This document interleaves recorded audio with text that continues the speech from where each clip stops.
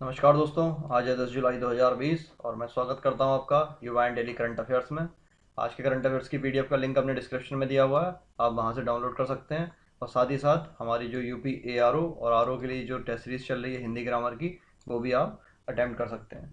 चलिए बढ़ते हैं अपने आज के पहले प्रश्न की ओर, जो है 9 जुलाई 2020 से इंडिया ग्लोबल वीक 2020 का आयोजन कहाँ पर हो रहा है। ऑप्शन देख लेते हैं। ए है यूएसए, बी है भारत, सी है जर्मनी और डी है ब्रिटेन।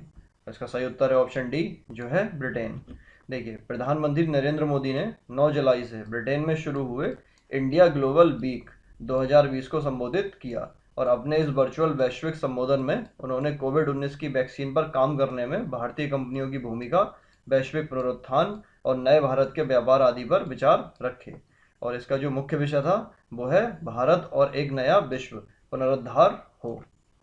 चलिए बढ़ते हैं दूसरे प्रश्न की ओर, जो है कोरोना महामारी के कारण अंतर्राष्ट्रीय क्रिकेट 116 दिनों तक बंद था।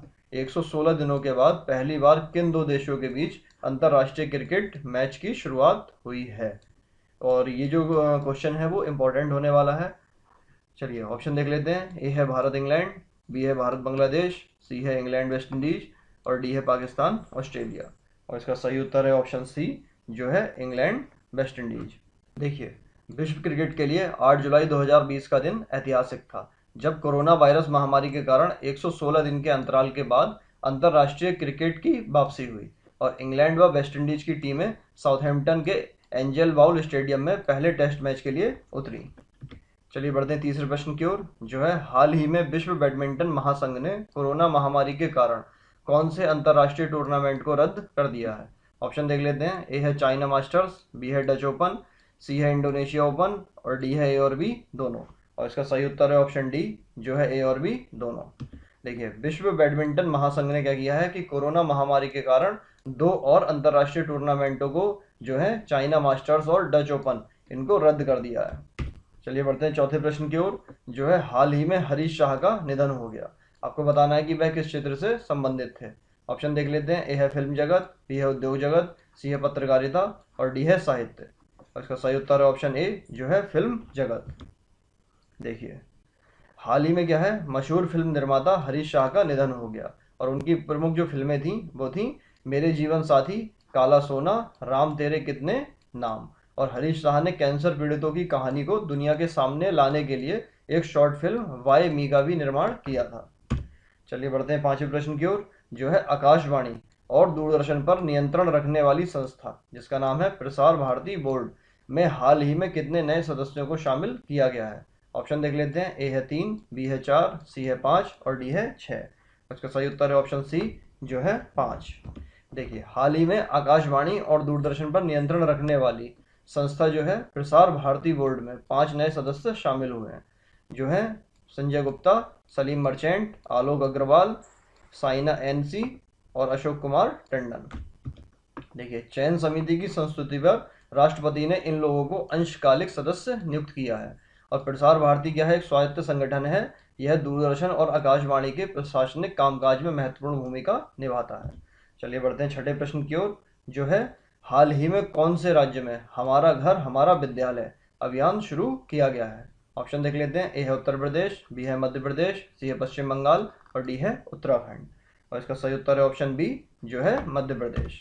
देखिए, हाल ही में मध्य प्रदेश की सरकार ने क्या है, हमारा राज्य हमारा घर हमारा घर हमारा विद्यालय अभियान शुरू किया है।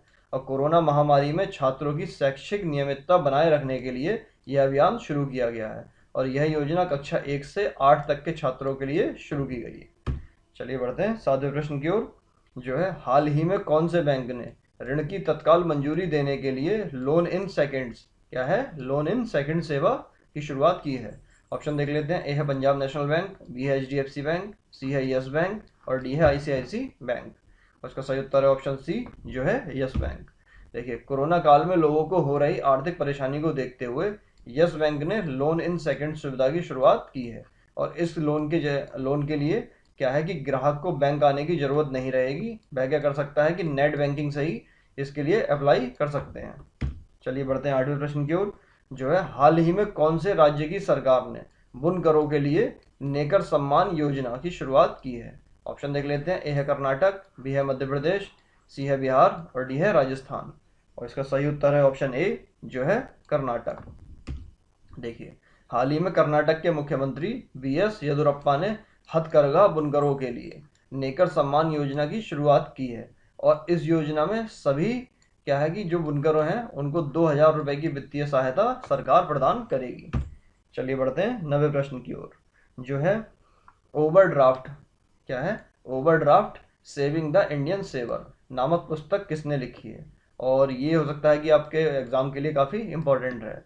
ऑप्शन देख लेते हैं। ए है अमिताभ कांत, बी है बिमल जुल्का, सी है विमल जालान और डी है उर्जित पटेल। और इसका सही आंसर है डी जो है उर्जित पटेल। देखिए, हाल ही में रिजर्व बैंक के पूर्व गवर्नर जो हैं उर्जित पटेल ने, उन्होंने क्या है overdraft saving the Indian saver नामक पुस्तक लिखी है। और यह पुस्तक जो है वो एनपीए या फिर गैर निष्पादित परिसंपत्तियों के ऊपर लिखी गई है। चलिए बढ़ते हैं 10वें प्रश्न की ओर। जो है हाल ही में कौन से उत्पाद को जरूरी वस्तु अधिनियम 1955 के दायरे से बाहर कर दिया गया है या किया गया है? ऑप्शन देख लेते हैं। ए है face mask, B hand sanitizer, C है पीपीई किट और डी है ए और बी दोनों। और इसका सही उत्तर है ऑप्शन डी जो है ए और बी दोनों। देखिए, फेस मास्क और हैंड सैनिटाइजर को क्या है कि अब जरूरी वस्तु अधिनियम 1955 के दायरे से बाहर कर दिया गया है। और उपभोक्ता मामलों की जो सचिव हैं लीना नंदन ने यह जानकारी दी है। केंद्रीय उपभोक्ता मामले के मंत्रालय ने 13 मार्च को फेस मास्क और हैंड सैनिटाइजर को 100 दिन के लिए जरूरी वस्तु घोषित किया था। और उस समय कोरोना महामारी की वजह से इन उत्पादों की जो मांग थी उसमें जोरदार इजाफा हुआ था। और इन उत्पादों की आपूर्ति बढ़ाने और जमाखोरी को रोकने के लिए यह कदम उठाया गया था। चलिए बढ़ते हैं 11वें प्रश्न की ओर। जो है हाल ही में दक्षिण अफ्रीका में राष्ट्रीय खेल पुरस्कारों के तहत किस क्रिकेट खिलाड़ी को पुरुष क्रिकेटर ऑफ द ईयर नामित किया गया है? ऑप्शन देख लेते हैं। ए है डेल स्टेन, बी है ग्रांट रॉयलोसन और सी है क्विंटन डिकॉक और डी है मोरे मार्कल। और इसका सही उत्तर है ऑप्शन सी जो है क्विंटन डिकॉक। चलिए बढ़ते हैं 12वें प्रश्न की ओर। जो है हाल ही में भारत ने ओवरहेड लाइन को सीधे बिजली देने के लिए दुनिया का पहला सौर ऊर्जा संयंत्र कहां पर स्थापित किया है?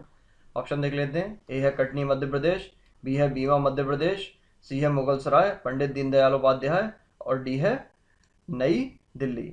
और इसका सही उत्तर है ऑप्शन बी जो है बीमा मध्य प्रदेश। देखिए, भारतीय रेलवे ने BHEL Bharat heavy electricals limited की मदद से बीना मध्य प्रदेश में क्या है 1.7 मेगावाट सौर ऊर्जा संयंत्र लगाया है। और इस संयंत्र की सालाना उत्पादन क्षमता जो है वो है 25 लाख यूनिट होगी।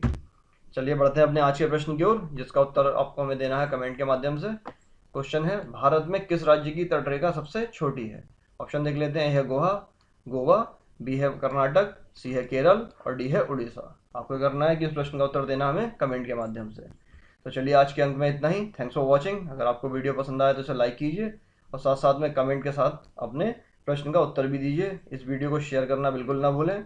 और अगर आप हमारे चैनल पर नए हैं तो इसे सब्सक्राइब कीजिए। चलिए मिलते हैं कल के अंक में, तब तक के लिए जय हिंद जय भारत।